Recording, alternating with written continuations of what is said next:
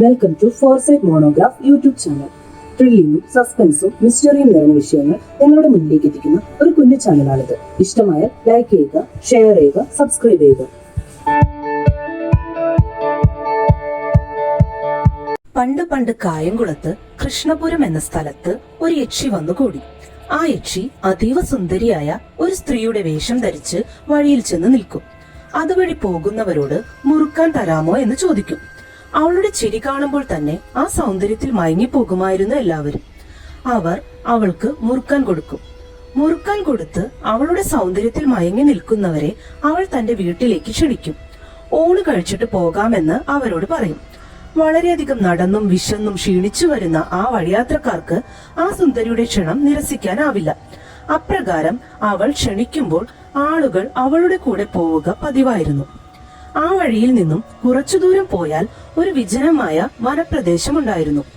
ആ കൊടുങ്കാട്ടിലേക്ക് അവൾ ആളുകളെ കൂട്ടിക്കൊണ്ടു പോകും. കാട്ടിനുള്ളിൽ എത്തുമ്പോഴാണ് അവർക്ക് അപകടം മനസ്സിലാവുക. ആ സുന്ദരി തന്റെ വേഷം മാറി സ്വന്തം രൂപം ധരിക്കും. അവളുടെ ഭയാനക രൂപം കാണുമ്പോൾ തന്നെ മനുഷ്യന്മാരുടെ ബോധം പോകും. അവർ പേടിച്ച് ബോധം കെട്ട് നിലത്തു വീഴും. അവരെ പിടിച്ച് ചീന്തി ചോര കുടിച്ച് ആ യക്ഷി അവരെ കൊല്ലും. ഇതായിരുന്നു അവളുടെ പതിവ്. ഇത് തുടർക്കഥയായപ്പോൾ ആ നാട്ടിലെ ജനങ്ങൾ യക്ഷിയെ പേടിച്ച് പുറത്തിറങ്ങാതായി. ഇതോടെ ഇരകളെ കിട്ടാതായപ്പോൾ അവൾ നാട്ടിലോട്ടിറങ്ങി പാവം പിടിച്ച മനുഷ്യരെ കൊന്ന് ചോര കുടിക്കാൻ തുടങ്ങി. അതറിഞ്ഞ കായംകുളത്ത് രാജാവ് നിരവധി മന്ത്രവാദികളെ കൊണ്ടുവന്ന് ആ യക്ഷിയെ പിടിച്ചുകെട്ടാൻ ശ്രമിച്ചു. എന്നാൽ ആർക്കും തന്നെ അവളെ പിടിച്ചുകെട്ടാനായില്ല. മിക്ക മന്ത്രവാദികളെയും അവൾ കൊല്ലുകയും ചെയ്തു. അങ്ങനെ യാതൊരു നിവൃത്തിയും ഇല്ലാതെ ഇരിക്കുമ്പോഴാണ് തെക്കങ്കൂർ രാജാവിന്റെ രാജ്യത്ത് പാറമ്പുഴ എന്ന ദേശത്ത് കുമാരമംഗലം എന്ന് ഇല്ലപ്പേരുള്ള ഒരു നമ്പൂതിരി ഉണ്ടെന്നും അദ്ദേഹത്തെ കൊണ്ടുവന്നാൽ ആ യക്ഷിയെ നിഷ്പ്രയാസം തളയ്ക്കാൻ കഴിയുമെന്നും അദ്ദേഹം അറിയുന്നത്. അതറിഞ്ഞ ഉടനെ കായംകുളത്ത് രാജാവ് തെക്കങ്കൂർ രാജാവിനെ ഈ കാര്യം പറഞ്ഞ് ഒരു കത്തെഴുതി നമ്പൂതിരിയെ തന്റെ നാട്ടിലേക്ക് അയക്കാൻ ആവശ്യപ്പെട്ടു. അങ്ങനെ തെക്കങ്കൂർ രാജാവ് കുമാരമംഗലത്ത് നമ്പൂതിരിയെ വിളിച്ച് കാര്യങ്ങൾ പറഞ്ഞു. നമ്പൂതിരി അതനുസരിച്ച് കൃഷ്ണപുരത്തേക്ക് പുറപ്പെട്ടു. അദ്ദേഹം ഒരു വഴിപോക്കന്റെ ഭാവത്തിൽ യക്ഷി സാധാരണ മനുഷ്യരെ പിടിക്കാൻ കാത്തു നിൽക്കുന്ന വഴിയിൽ ചെന്നു. നമ്പൂതിരിയെ കണ്ടയുടൻ മനുഷ്യരൂപത്തിൽ നിൽക്കുന്ന യക്ഷി നമ്പൂതിരിയോട് പതിവ് പോലെ മുറുക്കാൻ ചോദിച്ചു. അത് കേട്ട നമ്പൂതിരി മുറുക്കാൻ മാത്രമല്ല തന്റെ കൂടെ വന്നാൽ നിനക്ക് വേണ്ടതെല്ലാം തരാം എന്ന് പറയുകയും അതിനിടയിൽ ഒരു മന്ത്രം ജപിച്ച് യക്ഷിയെ ബന്ധിക്കുകയും ചെയ്തു. അതിനുശേഷം അദ്ദേഹം വടക്കോട്ട് നടന്നു. ബന്ധനത്തിലായ യക്ഷിക്ക് മറ്റൊന്നും ചെയ്യാൻ കഴിഞ്ഞില്ല. അവൾ അദ്ദേഹത്തിന്റെ പിന്നാലെ നടക്കാൻ തുടങ്ങി. അങ്ങനെ അവർ നടന്ന് നേരം വെളുക്കുന്നതിന് മുൻപായി നമ്പൂതിരിയുടെ ഇല്ലത്തെത്തിച്ചേർന്നു. അപ്പോഴും ആ യക്ഷി മനുഷ്യരൂപത്തിൽ തന്നെയായിരുന്നു. അവളെ കണ്ട ഇല്ലത്തുള്ള അന്തർജനങ്ങളും മറ്റും അവൾ ഏതാണെന്നും എന്തിനാണ് അവിടെ വന്നിരിക്കുന്നതെന്നും നമ്പൂതിരിയോട് ചോദിച്ചു. നമ്പൂതിരിയാകട്ടെ അവൾ ഒരു യക്ഷിയാണെന്നും വീട്ടുകാരോട് പറഞ്ഞില്ല. മറിച്ച് അവളെ വഴിയിൽ വെച്ച് കണ്ടതാണെന്നും അവൾക്ക് ആരുമില്ല എന്നും അതിനാൽ താൻ കൂടെ കൊണ്ടുവന്നതാണെന്നും അവരോട് പറഞ്ഞു.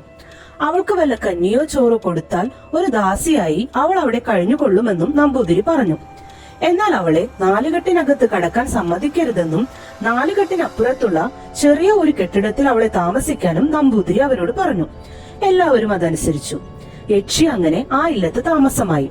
അവൾ അവിടെ നിന്നും പോയി കളയാതിരിക്കുവാനായി യക്ഷിയെ ഒരു ഇരുമ്പ് നാരായത്തിന്മേൽ ആവാഹിച്ച് ആ നാരായം ഇല്ലത്തെ നാലുകെട്ടിനകത്ത് നടുമുറ്റത്ത് തറയ്ക്കുകയും ചെയ്തു. അങ്ങനെ കുറെ നാൾ കഴിഞ്ഞു. യക്ഷി ഒരു ദാസിയായി അവിടെ കഴിഞ്ഞു പോന്നു. അങ്ങനെയിരിക്കെ നമ്പൂതിരിക്ക് ഒരു ദൂരയാത്ര പോകേണ്ടതായി വന്നു. ആ സമയത്ത് യക്ഷി ആ ഇല്ലത്തെ അന്തർജനങ്ങളോട് തന്നെ നാലുകെട്ടിനകത്തോട്ട് ഒന്ന് കയറ്റാമോ എന്ന് ആവശ്യപ്പെട്ടു. അവിടെയാകെ കാണാനുള്ള ആഗ്രഹം കൊണ്ടാണെന്നും വേഗം നാലുകെട്ട് കണ്ട് പുറത്തിറങ്ങിക്കൊള്ളാമെന്നും അവൾ അപേക്ഷിച്ചു. ആദ്യമൊന്നും അന്തർജനങ്ങൾ അതിന് സമ്മതിച്ചില്ല. പിന്നീട് ആ യക്ഷിയുടെ നിരന്തരമായ അപേക്ഷ കാരണം അവർ അവളെ നാലുകെട്ടിനകത്ത് കയറാൻ അനുവദിച്ചു. ഉടനെ തിരികെ ഇറങ്ങണമെന്നും അവളോട് പറഞ്ഞു. അത് കേട്ട് യക്ഷിക്ക് വളരെ സന്തോഷമായി. അവൾ ആ നാലുകെട്ടിനകത്ത് കയറി അവിടെയെല്ലാം ചുറ്റിക്കണ്ടു. ഈ സമയത്ത് കൂടെയുണ്ടായിരുന്ന അന്തർജനത്തിന് എന്തോ ആവശ്യം വന്നതിനാൽ അവർ അടുക്കളയിലേക്ക് പോയി. അന്തർജനം അടുക്കളയിലേക്ക് പോയതും തക്കം പാർത്തിരുന്ന യക്ഷി നടുമുറ്റത്തിറങ്ങി നമ്പൂതിരി ജപിച്ച് തറച്ചിരുന്ന നാരായം ഊരിയെടുത്തു. അതോടെ അവൾ ബന്ധനത്തിൽ നിന്നും മോചിതയായി. അവിടെ നിന്നും ആകാശമാർഗേണ പോയി മറഞ്ഞു. അന്തർജനം തിരികെ എത്തിയപ്പോൾ ആ ദാസിയെ കാണാതെ അവർ പരിഭ്രമിച്ചു. നമ്പൂതിരി വരുമ്പോൾ എന്തു പറയണമെന്നോർത്ത് അവർക്ക് ഭയമായി. അടുത്ത ദിവസം യാത്ര കഴിഞ്ഞ് നമ്പൂതിരി തിരികെ എത്തി. വന്നയുടനെ ദാസി എവിടെയെന്ന് അദ്ദേഹം അന്വേഷിച്ചു. ഇന്നലെ ഉച്ചയായപ്പോൾ മുതൽ അവളെ കാണാനില്ല എന്ന് മാത്രം അന്തർജനം നമ്പൂതിരിയോട് മറുപടി പറഞ്ഞു. മറ്റു കാര്യങ്ങളൊന്നും അവർ പറഞ്ഞില്ല. ഇത് കേട്ട നമ്പൂതിരി നടുമുറ്റത്തിലെത്തി നോക്കിയപ്പോൾ താൻ യക്ഷിയെ ആവാഹിച്ച് തറച്ച നാരായൺ കാണാനില്ല എന്ന് അദ്ദേഹത്തിന് മനസ്സിലായി. തുടർന്ന് അദ്ദേഹം അന്തർജനത്തിനോട് ആ ദാസി നാലുകെട്ടിനകത്ത് കടന്നു അല്ലേ എന്ന് ചോദിച്ചു. നിവൃത്തിയില്ലാതെ അന്തർജനം ഉണ്ടായതെല്ലാം നമ്പൂതിരിയോട് പറഞ്ഞു. അതേസമയം ബന്ധനവിമുക്തിയായ യക്ഷി കൃഷ്ണപുരത്ത് തിരിച്ചെത്തി. മുൻപത്തേക്കാൾ അധികമായി നാട്ടുകാരെ ഉപദ്രവിക്കാനും കൊന്നു ചോര കുടിക്കാനും ഒക്കെ തുടങ്ങി. ഇതറിഞ്ഞ കായംകുള രാജാവ് പിന്നെയും വിഷമിക്കുകയും ഭയക്കുകയും ചെയ്തു. അദ്ദേഹത്തിന്റെ സേവകരിൽ ചിലർ യക്ഷിയെ കുമാരമംഗലം നമ്പൂതിരി തന്നെയാകും ഇങ്ങോട്ട് തിരികെ വിട്ടതെന്ന് അഭിപ്രായപ്പെട്ടു. നമ്പൂതിരിക്ക് യക്ഷിയെ ബന്ധിച്ച വകയിൽ പാരിതോഷികമൊന്നും നൽകാത്തതിനാൽ അദ്ദേഹം ദേഷ്യം പിടിച്ച് ചെയ്തതാണെന്നും അവർ പറഞ്ഞു. അദ്ദേഹത്തെ തന്നെ വീണ്ടും കൊണ്ടുവരണമെന്നും അദ്ദേഹത്തിന് മാത്രമേ യക്ഷിയെ ബന്ധിക്കാനാവൂ എന്നും ഈ പ്രാവശ്യം അദ്ദേഹത്തിന് പ്രതിഫലം നൽകി സന്തോഷിപ്പിച്ച് തിരികെ അയക്കണമെന്നും അവർ രാജാവിനോട് ഉപദേശിച്ചു. അതനുസരിച്ച് കായംകുളത്ത് രാജാവ് വീണ്ടും തെക്കങ്കൂർ രാജാവിന് കത്തയച്ചു. കുമാരമംഗലത്ത് നമ്പൂതിരിയെ വരുത്തി യക്ഷിയുടെ ഉപദ്രവം വീണ്ടും ആരംഭിച്ച വിവരം അദ്ദേഹം പറഞ്ഞു. അദ്ദേഹം താൻ മനഃപൂർവ്വം യക്ഷിയെ മോചിപ്പിച്ചതല്ല എന്നും ഉണ്ടായ സംഭവങ്ങളും രാജാവിനെ ബോധിപ്പിച്ചു. ഇത് കേട്ട രാജാവ് നമ്പൂതിരിയോട് എപ്രകാരമാണെങ്കിലും യക്ഷിയെ പിടിച്ചുകെട്ടി തങ്ങളെ രക്ഷിക്കണമെന്നും അതിന് പ്രതിഫലമായി എന്ത് പാരിതോഷികം വേണമെങ്കിലും നൽകാമെന്നും അറിയിച്ചു. എന്നാൽ നമ്പൂതിരിയാകട്ടെ താൻ ഈ കർമ്മങ്ങൾക്ക് പ്രതിഫലം വാങ്ങാറില്ല എന്നും ആരെങ്കിലും എന്തെങ്കിലും തന്നാൽ നിരസിക്കാറില്ല എന്നും പറയുകയും യക്ഷിയെ ഏതു വിധേനയും ആവാഹിക്കാമെന്നും രാജാവിന് വാക്ക് നൽകുകയും ചെയ്തു. അങ്ങനെ അദ്ദേഹം രണ്ടാമതും യക്ഷിയെ തളയ്ക്കാൻ പുറപ്പെട്ടു. എന്നാൽ ഇത്തവണ അദ്ദേഹം നേരെ വഴിയിലൂടെ പോയില്ല. യക്ഷി തന്നെ കണ്ടാൽ മറഞ്ഞു കളഞ്ഞാലോ എന്ന് കരുതി വഴിയിലൂടെ പോകാതെ കാട്ടിലൂടെ അദ്ദേഹം യക്ഷിയുടെ സമീപത്തെത്തി. യക്ഷിയെ കണ്ട അദ്ദേഹം ഒരു മരത്തിന് പിന്നിൽ മറഞ്ഞു നിന്ന് ഒരു മന്ത്രനൂലെടുത്ത് മന്ത്രം ചൊല്ലി 3 കെട്ടുകൾ കെട്ടി.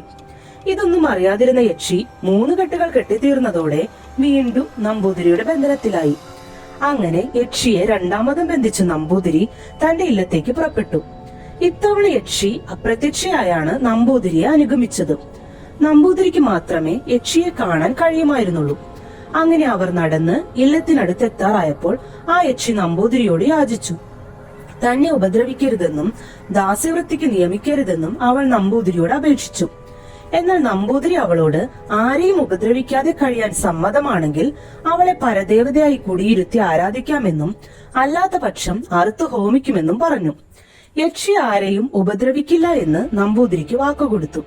അതിൻ പ്രകാരം ഇല്ലത്തെത്തിയ നമ്പൂതിരി യക്ഷിയെ ആദ്യം ഒരു പാലമരത്തിൽ കുടിയിരുത്തി. പിന്നീട് ഇല്ലത്തിന്റെ മുറ്റത്ത് തന്നെ ഒരു ശ്രീകോവിൽ പണിത് വിഗ്രഹമുണ്ടാക്കി ആ വിഗ്രഹത്തിൽ ആ യക്ഷിയെ ആവാഹിച്ച് പ്രതിഷ്ഠിച്ചു.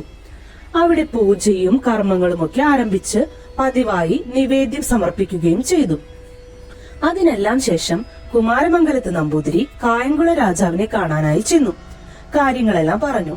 അത് കേട്ട് സന്തോഷവാനായ രാജാവ് ചവറ എന്ന ദേശത്തുള്ള ഏക്കർ കണക്കിന് സ്ഥലവും വകകളും നമ്പൂതിരിയുടെ കുടുംബത്തിന് പതിച്ചു നൽകി. കൂടാതെ നിരവധി സമ്മാനങ്ങളും നൽകിയാണ് നമ്പൂതിരിയെ ആ രാജാവ് യാത്രയാക്കിയത്. കുമാരമംഗലത്ത് ഇല്ലത്ത് കൃഷ്ണപുരം യക്ഷിയെ അദ്ദേഹവും കുടുംബവും പരദേവതയായി പൂജിച്ചു പോന്നു. അങ്ങനെ കായംകുളങ്കാർ യക്ഷിയുടെ ഉപദ്രവം മാറി സമാധാനമായി ജീവിച്ചു.